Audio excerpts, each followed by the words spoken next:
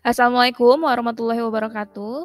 Halo anak-anakku, hari ini kita akan memulai pembelajaran tematik kelas 4, tema 5, pahlawanku, subtema 1, perjuangan para pahlawan, muatan bahasa Indonesia. Sebelum memulai pembelajaran hari ini, jangan lupa untuk berdoa terlebih dahulu.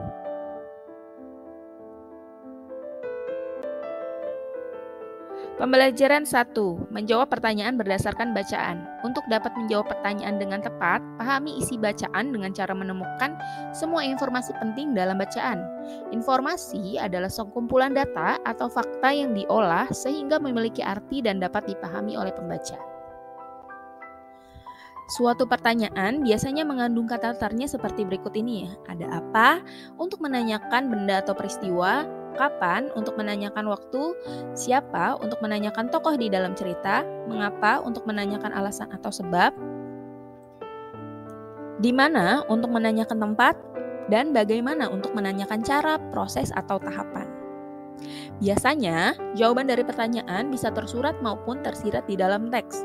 Tersurat maksudnya jawaban tertulis jelas pada kalimat-kalimat di dalam teks. Sedangkan tersirat berarti jawaban harus disimpulkan dulu berdasarkan informasi dalam teks. Pembelajaran 3, menyampaikan jawaban dan menceritakan kembali isi teks.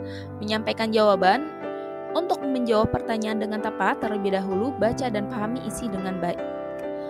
Cara membaca yang baik adalah dengan membaca dalam hati atau tidak bersuara. Dengan membaca dalam hati, kita dapat lebih cermat mencari hal-hal penting di dalam teks tersebut serta menjawab pertanyaan yang diberikan. Menceritakan kembali isi teks dapat dilakukan dengan merangkai kembali jawaban-jawaban yang ditulis menggunakan bahasa yang baik dan berurutan. Jika menceritakan kembali dalam bentuk lisan, sebaiknya menceritakan dengan lafal dan intonasi yang jelas, sehingga informasi dapat dipahami dengan baik oleh pendengar. Pembelajaran 4, menjelaskan informasi dari teks yang dibaca. Langkah-langkah untuk mengidentifikasi informasi dari suatu teks. Pertama, kita harus memperhatikan judul teksnya. Kemudian setelah itu, bacalah teks dengan seksama dan temukan semua kata kunci dalam setiap paragraf. Pahamilah kalimat utama yang mengandung kunci tersebut. Kemudian, semua kalimat utama yang kita temukan merupakan informasi penting dari teks tersebut. Ayo, simaklah teks berikut. Tuanku Imam Bonjol yang memiliki nama lengkap Muhammad Shahab merupakan salah satu pahlawan Indonesia. Beliau lahir di Pasaman, Sumatera Barat pada tahun 1772 dan wafat di usia 92 tahun tanggal 8 November 1864.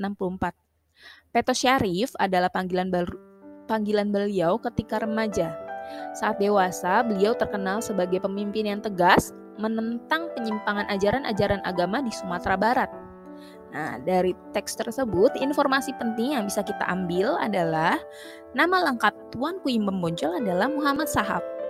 Tuanku Imam Bonjol lahir di Pasaman tahun 1772 dan wafat pada tahun 1864 di usia 92 tahun.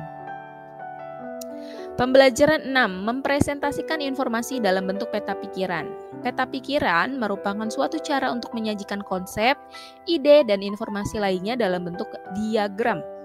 Pada peta pikiran, topik utama teks biasanya dihubungkan dengan informasi lain yang ditulis dalam bentuk kata kunci atau gambar. Penyajian informasi dalam bentuk peta pikiran diharapkan dapat membantu kita untuk mempelajari informasi dengan lebih cepat dan efisien. Nah, berikut adalah contoh dari peta pikiran. Ini adalah tokoh yang bernama Sultan Hasanuddin. Kemudian kalian bisa cari daerah asal tokohnya, perjuangan yang dilakukannya, perjanjian yang dibuat, julukannya, dan kerajaan apa yang dipimpin.